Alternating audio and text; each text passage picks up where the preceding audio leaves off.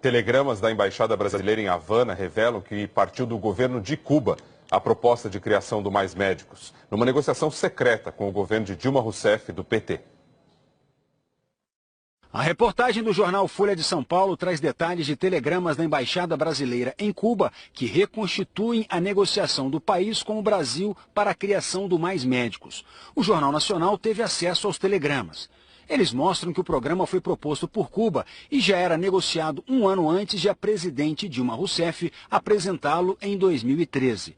Cuba apresentou todo o projeto, desde o envio de médicos e enfermeiras até a assessoria para a construção de hospitais a preços vantajosos, demonstrando a negociação de um acordo comercial entre os dois países. Ainda segundo os documentos, para não precisar de aval do Congresso, o governo Dilma decidiu incluir a Organização Pan-Americana de Saúde no negócio. O Brasil contrataria a OPAS, que contrataria Cuba, que contrataria os médicos, o que acabou acontecendo. A Embaixada Brasileira em Cuba relatou que em maio de 2012, Márcia Cobas, vice-ministra de Saúde Pública daquele país, se reuniu com Alessandro Teixeira, então secretário executivo do Ministério do Desenvolvimento, Indústria e Comércio brasileiro. Cobas disse que teria condições de enviar 1.000 especialistas em medicina integral até o próximo mês de novembro e que as medidas de preparação para essa missão já estavam em curso no interior do governo cubano. O telegrama também registra o pedido da vice-ministra cubana para que o contrato tivesse uma cláusula que impedisse médicos cubanos de exercer a medicina fora do âmbito da cooperação bilateral.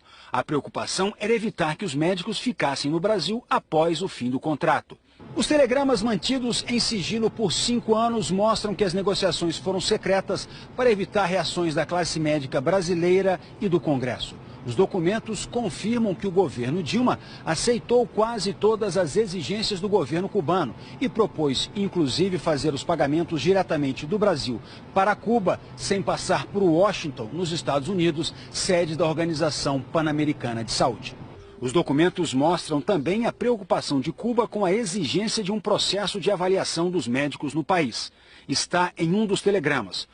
O lado cubano demonstrou extremo desconforto com a possibilidade de os médicos passarem por processo de avaliação e, eventualmente, rejeição em território brasileiro. Solicitou a esse respeito que qualquer avaliação seja feita previamente em Cuba e que o controle no Brasil tenha a finalidade de familiarizar os médicos, sobretudo ao idioma, a práticas processuais e administrativas e à legislação.